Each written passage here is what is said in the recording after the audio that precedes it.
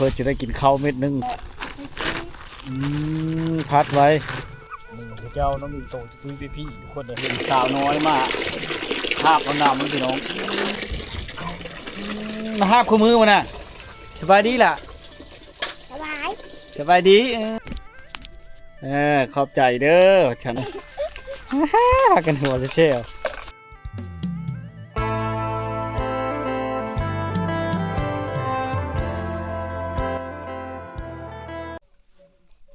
ครับตักได้สบายดี FC หมดทุกคนนะสบายดีย่ำแรงๆพี่น้องวิดีโอนี้ก็มาอยู่ที่หมู่บ้านชนบทเนาะผมว่าหมู่บ้านอย่างจำพี่น้องถึงผมมีสัญญาณโทรศัพท์มีไฟฟ้าเนาะมาเห็นพี่น้องภาพบรรยากาศการวงชีวิตเขาเจ้าเนาะที่เรียบง่ายพี่น้องอยู่แบบดั้งเดิมเนาะห่างไกลจากตัวเมืองพี่น้องคือเห็นภาพบรรยากาศในยามแรงเนาะนี่ก็ค่ำแล้วมาหอดบ้านเขาเจ้ากันเลยเนาะเดี๋ยวเรามาติดตามส้มของการพี่น้องเนาะงูควายเขาเจ้าในปล่อยเลยได้พี่น้องเอ้ยบ้านนี้เนาะเห็นอะไรเนี่ยแช่วอยู่รถล่างพาหนะลักๆกับรถจักรรถไถเลยใช้กันนี่เนาะเพื่อนเล็กๆหลังน้อยๆพี่น้องบ่ใหญ่เนาะหลังเนาะบ่มีไฟฟ้าบ่มีสัญญาณโทรศัพท์เลยพี่น้องน้องฝนกินจิตกเนาะแล้วพัดเข้าให้บ่เกี่ยวเขาให้เนาะฮูดเอาบ่อยู่พี่น่ะว่าอยู่พี่ฮูดเอาบ่เอามาแล้วพัดไว้บ่ตากบ่นี่น่ะตากก้อนจึงพัดหมูก็ได้กินน้ำเลยเนาะพี่น้องภาพบรรยากาศเนาะงามเลยหมูก็เจ้าในป้อยเลยมีตัวพี่เนาะเพื่อจะได้กินข้าวเม็ดนึงลองเบิ้งเอาเนาะพัดพอแห้งอยู่บ้านเท่านี้4แล้วบ่หรือยังต่ำอยู่บ่พัดไว้4โอ้ใกล้กินแล้วพวกเชื่อใกล้กินแล้วนะย่ามันบ่พัดไว้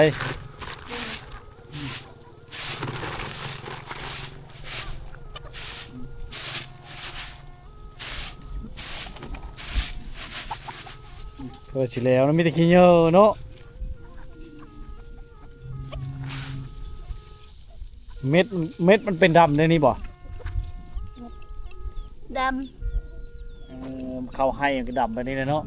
ดำมุมเนาะข้าวหอมข้าวหอมกินมันเลยลูกชายก็แล่นลิ้นอยู่เนาะผู้ชอยเรียกชายก็ขี้ดื้อขี้ดื้อพี่น้องภาพในการย่ำแรงฝนขี้ตกเลยเนาะฝนตกห้ำอยู่แล้วย่ำนี้ฝนตกอยู่โอ้เย็บมาน้อยได้เลยพี่น้องในชนบทเนาะก่อนจะได้กินข้าวนะครับจะสะพัดแต่ก็เขตนี้เขาเริ่มมีห้องฉี่แล้วเนาะเอาไปฉี่จะใช้ในบ้านเท่านะมีบ่ห้องฉี่นะไปฉี่จะใช้ใช่ฉี่แยกผู้บ้านน่าละค่ำผู้บ้านทำบ่มีเนาะเป็นหมู่บ้านที่บ่มีไฟฟ้าบ่มีสัญญาณโทรศัพท์บ้านเราน้อยอยากเด้อถือว่าสัตว์เลี้ยงนี่ปล่อยเลยเนาะคำมาเลยผู้บ่คำมาน่ะผู้คือกันบ่สัตว์เลี้ยงนี่นะงัวควายทางนี้เช้ามาเลยปล่อยเนาะ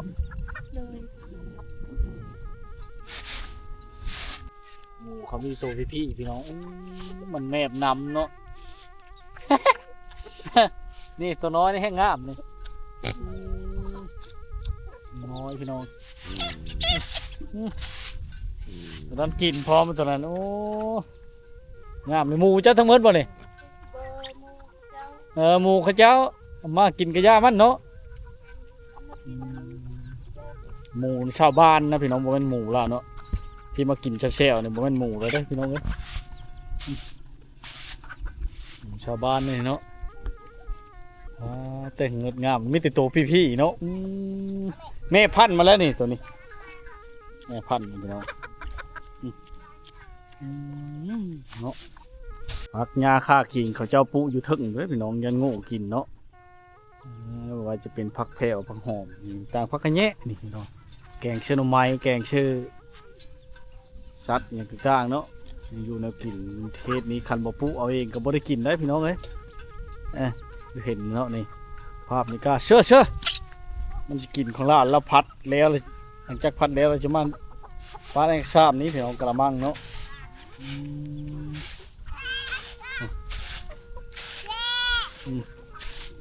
ตัวนี้หมูดอนหมูเพือกทุกคนแห้งงามบ่มีหมูจะจักโตเลยมีแต่หมูเขาเห็นหมูเขาทั้งหมดพี่น้องบรรยากาศในชนบทเนาะเจ้าได้อาหารมาเลยนะมีจิโร่แบบนี้ยังมีจิโร่เนาะงามเลยพี่น้องเลยพัดจนแล้วหมดแล้วนี่เนาะพัดจนแล้วพี่น้องเลย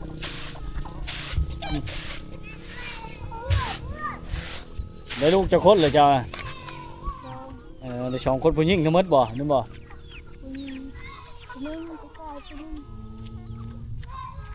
ว่าไปหาอยู่หากินแล้วฉันนี่เนาะท่านมาเนาะเราพัดเข้ามาหลายทางมาเห็นเราพัดเข้าพี่น้องภาพบรรยากาศในยามแรกๆให้พี่น้องได้มาติดตามรับชมดีแล้วเขตชนบทบ้านเฮาเนาะมันก็แล่นไล่เยาะหมู่เลี้ยงแบบธรรมชาติเลยนะพี่น้องเนาะการดำรงชีวิตของเขาเจ้า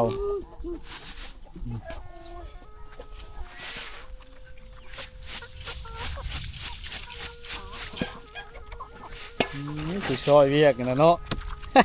คือซอยเวียกน้องเนี่ยขับวันดองอย่างนี้นะพี่น้อง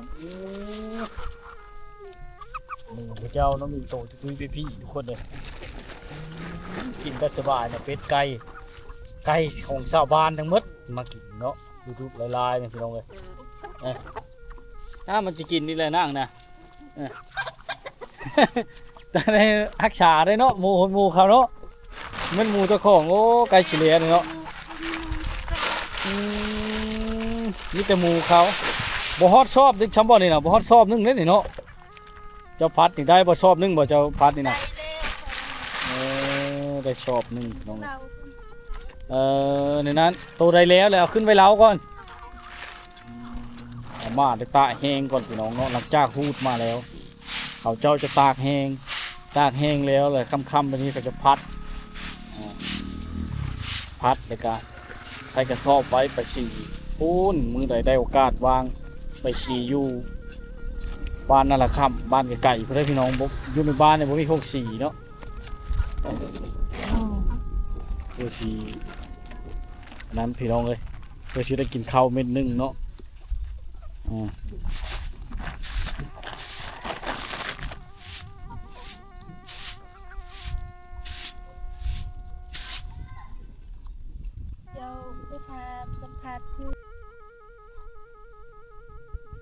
ในย่ำกับค่ำเนี่ยเนาะพาผู้ใดเป็นผู้หญิงนะเขาจะไปห้ามน้ำพี่น้องมาไว้ไซไว้กินเนาะเป็นชนบทเนาะแต่นี่แหละจะไปเอาน้ำอยู่พูนพี่น้องอยู่พูนมุดหมู่บ้านเนาะไปเอาน้ำนั่นน้องเนาะหมู่บ้านเขตชนบทเขตนี้เนาะเห็นแล้วหัวควายเขาเจ้าเนี่ยเขาเลี้ยงอยู่ในบ้านเลยคำมาเลยเขากระพุน้องปล่อยเลยถ้าเพื่อเอ็ดโฮบดีได้กับบริกินได้เครื่องปลูกของพังกันเนาะมันชินเคยแต่ละท้องถิ่นบ่คือกันเนาะพี่น้องแตกต่างกันเนาะนี่ภาพบรรยากาศในยามค่ำๆนะพี่น้องเนาะแต่ว่างูแถวนี้บ่พี่ไปเลยพี่น้องหญ้ามันบ่ดกไปเลยเนาะมันเป็นป่าแบบป่าโคกเลยได้ผสมป่าโคกเนาะเฮ็ดเพื่อนะขอท่าดิเด้อพุ่งแห่บ่ปลาข้อเยอะเข้าจนขาดเนาะโอ้พุ่งเป็นจังกันเนาะยากจะได้พุ่งแห่ได้ มาจากไหน ฮะมาเลาะแต่บ้านเฮานี่แหละปรุงเองเนาะมันหาดกับปรุงไว้พี่น้องเอ้ยแห่ที่เพิ่นพอได้กินหาดไว้แต่ได้เวลาถึงหีบเนาะ ปลาน้อย ได้ปลาน้อยแห่ที่ ปรุงแห้ง แม่ แล้ว ปลาน้อยเอ้ย เห็นสาวน้อยมาหาบเอาน้ำมันพี่น้องเป็นไงนี่เนาะน้ำสร้างรูปนี่มาหาบคู่มือมันน่ะสบายดีล่ะ สบาย สบายดีงามเลยเนาะหาบมันชื่อนี่น่ะใช้เหินอยู่ไกลบ่ชื่อนั่นได้เจ้าน่ะ ชิมินะ สามีน่ะโอ้เก่งหลีมาหาบคู่มือเลยพี่น้องมาเห็นชาวชนบทเนาะเราหาบน้ำนี่บ่มีไฟฟ้าบ่มีสัญญาณโทรศัพท์ได้บ้านเฮานี่เอามาหาบเอาน้ำนี่พี่น้องเลยโยมสิเต็มคุหรือเพิ่นสิเต็มเนาะเฮ็ดพี่น้องซื้อสาวมีหน้าเนาะเก่งหลายพี่น้องเลยโอ้ยล้นแล้วนั่งเลยล้นแล้วหาบแพ้บ่นี่บักใหญ่นี่ฮะ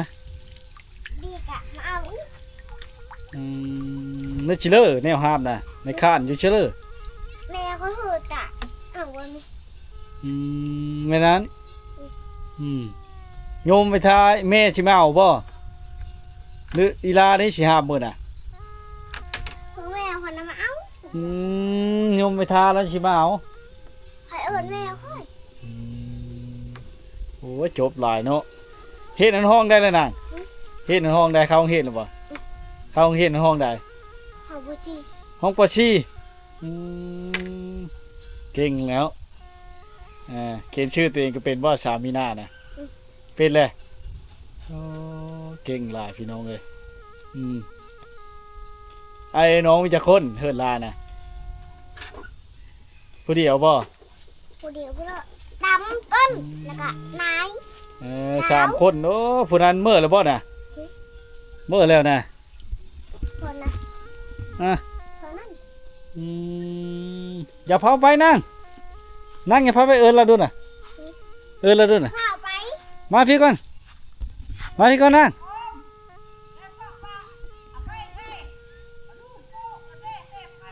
ไปแล้วผู้นั้นพี่น้องไปเลยช้ำเนาะเราอาบน้ำเมื่อเลยบ่เห็นแล้วนะผู้นั้นนะน้องเลยเปล่าให้รางวัลนะเป็นเลยรางวัลให้ไหนขอบใจเด้อฉันโอ้จบเลยน้องมีหน้าพี่น้องมาเห็นเราโยมนำอยู่เนาะเอาขนมให้เราพอมีเนาะเธอเลยเนาะ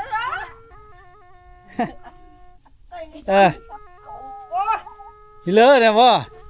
ฮะสบายดีล่ะสบายดีแม่สบายดีลูกหลานบ่ในเชี่ยวๆอยู่นะ ลานบ่นี่ลานเขา เพิ่นบ้ามน้ำมือได้นี่แวบๆเห็นเพิ่นช้ำเนาะสบายดีล่ะชื่ออะไรชื่ออะไร นั่ง ลานางบ่โอ้ยคู่กันอยู่บ่ขนมนี่เนาะเบิ่งก็เด้อมันบ่ได้ถือมาหลายมื้อนี่มันการแน่พ้นจะตกก่อนนี่หานเขาก็ปิดก่อนนี่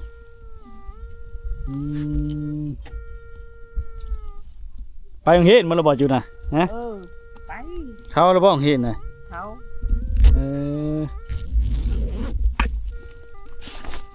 ใช่แหละขนมกะมืดเอาไปจ้ะ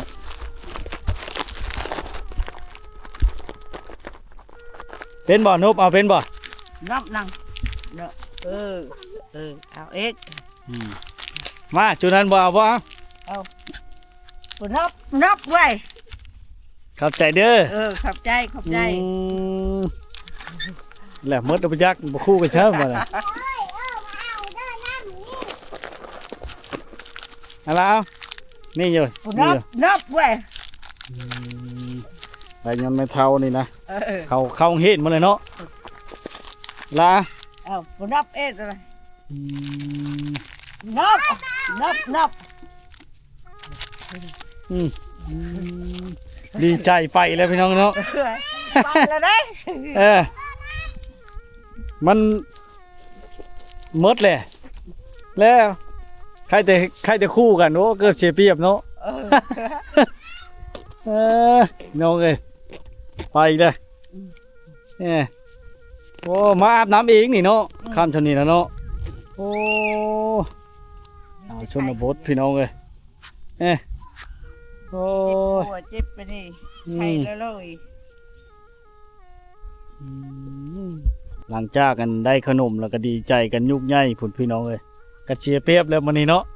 นึกชักขนมบ่คู่พี่น้อง เล็กน้อยเขามาหลังเนาะนี่แหละในชนบทนี่เนาะเขาบ่เคยเห็นนั่นบ่าวผู้ไทยมาจากเธอนะพอแต่เห็นเนาะ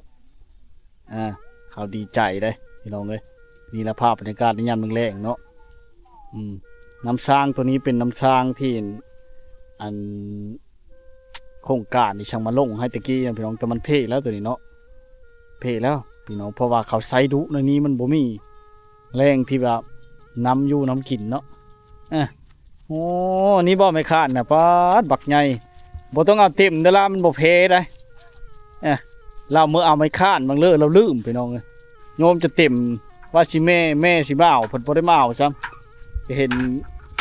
นางมีหน้านี่มาหาบเนาะพี่น้องเลยจะลืมจะเด้อขนมนะขนมมันจะลืมเด้หาบน้อยๆแล้วจังแผลอีลาจังแผลห้ามนักหลายบ่ได้มาตักคู่มือเนาะ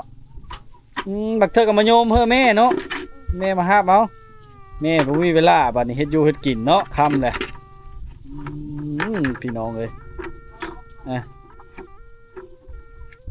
ได้บ่เบิ่งดุดได้บ่คาดคิดว่านางมีหน้าอยู่ห้องปอชี่สิหาแผลพี่น้องเอ้ยเอ้าดุด ต เลย ลอดเลย เบิ่งบ้าสิซอยเบิ่งบ่เฮ็ดแผลบ่ อันนี้รอนักค่ะทางนี้นักผิด ฮะ ผิดนักทางนี้ไม่นักทางนี้ทางเลือนักมันนักกว่ามันนักคอนเอาเสื้ออีกขยมซะอีกหน่อยหนึงน่ะ ขออีกนิดนึงพอ ฮะ ขออีกนิดนึงพอ โยมและแม่บ่มาเอาเนาะเพิ่นได้มาเอาเองบาดนี่นางมีหน้าได้มาเอาเองนั่งลงเอาเสื้อบ้าก่อนนั่งลงเสื้อบ้าเบิ่งเลยอีลาเคยเบิ่งใดเก่าเบิ่งนั้นลุกลูกเป็นบ่แพ้บ่เฮ็ดโอ้พี่น้องเคยห้ามอยู่บ่แหละเมื่อได้บ่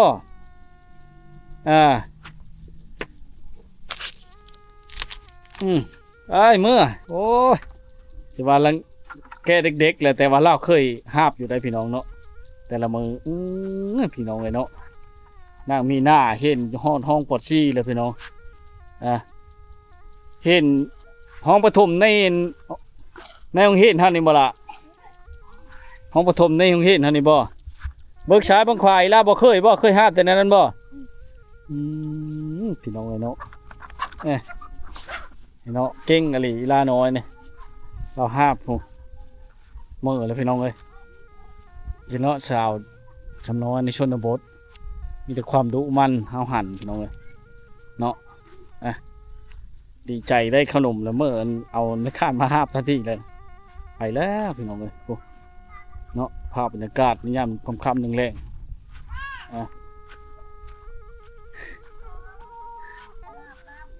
ห้าบน้ำเล่าห้าบมีแผลอื่นจะชะมอยแล้วก็เทาะอะไรก็เพิ่นห้าบมาเองเลย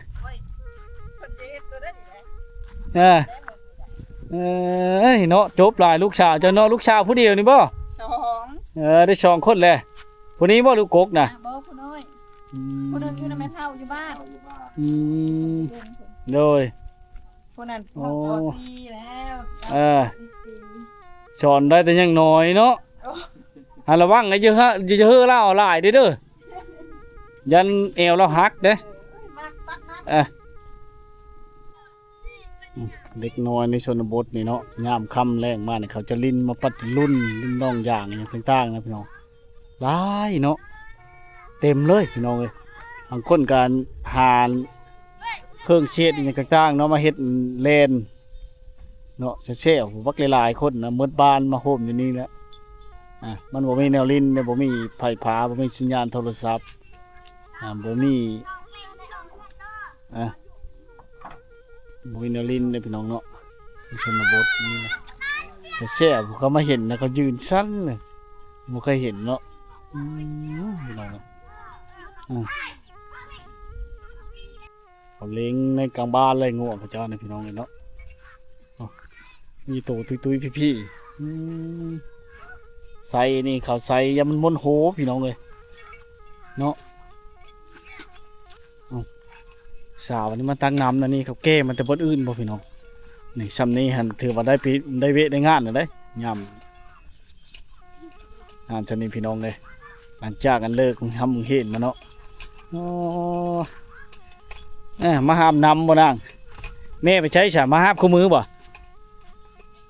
ห้ามคู่มือบ่สบายดีล่ะสบายดีเฮ็ดห้องได้แหละเขาเฮ็ดนี่บ่เขาเห็นมาตักอยู่นี่เขาแก้มาบ่นำเนี่ยแก้เชื้อรถมาบ่เนี่ย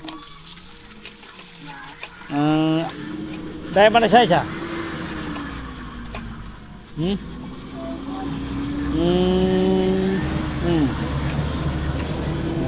ตักเชื้อหันโอ้จบหลายพี่น้องเลยเนาะในชนบทเขาเฮ็ดกันนี้นะพี่น้องเลยเนาะ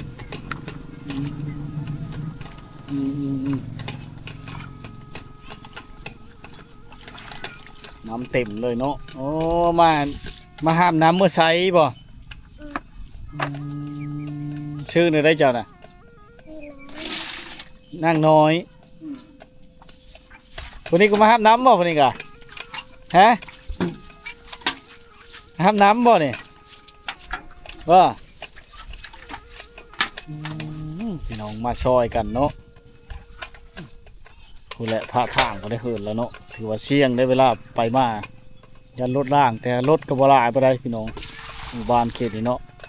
อันไฟฟ้าก็ได้แต่เสามันไปการมากายเนาะแต่ว่าบ้านนี่บ่มีไฟฟ้าพี่น้องบ่มีสัญญาณโทรศัพท์เนาะ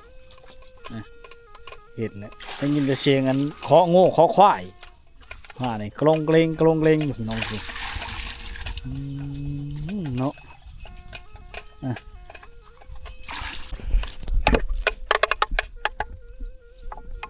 บักใหญ่ทุกคนเลยนะเขาใช้ตัวนี้ถึงเอาเป็นสัญลักษณ์เวลางัวพอทำตัวนี้เขาสั่งเชียงคอนี่ย่ามแรกนี่เขาไปไล่เอาเนาะกองแกง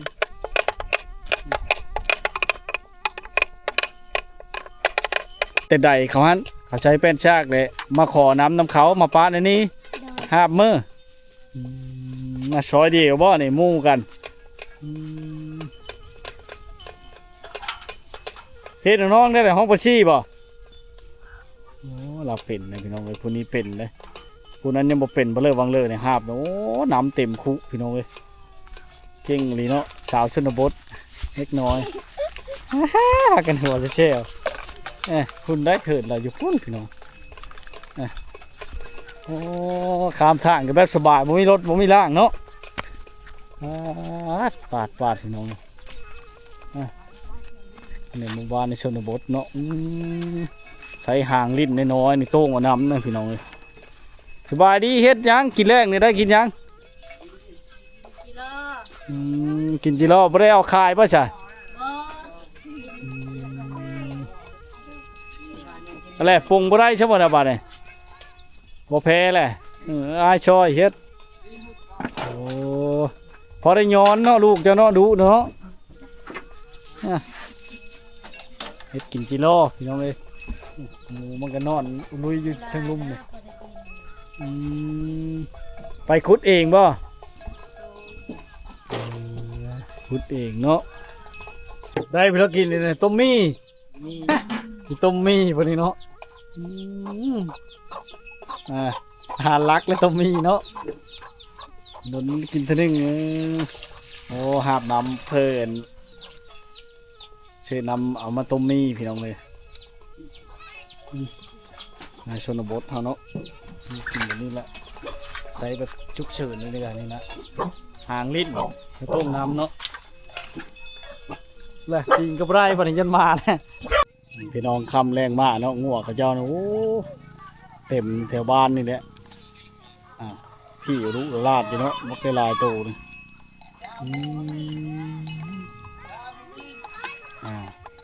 ถือว่าเป็นธนาคารของบ้านเนาะงัวแต่ละเจ้าเนี่ยเขาจะชื่อได้งงเลยเนาะมีจักโตเนาะบางคนก็บ่มีจักโตเลยในบ้านนี่เนาะผู้ใดได้ผู้ใดมีแต่ก็มีงัวเนาะไปเห็นเลยพี่น้องเลย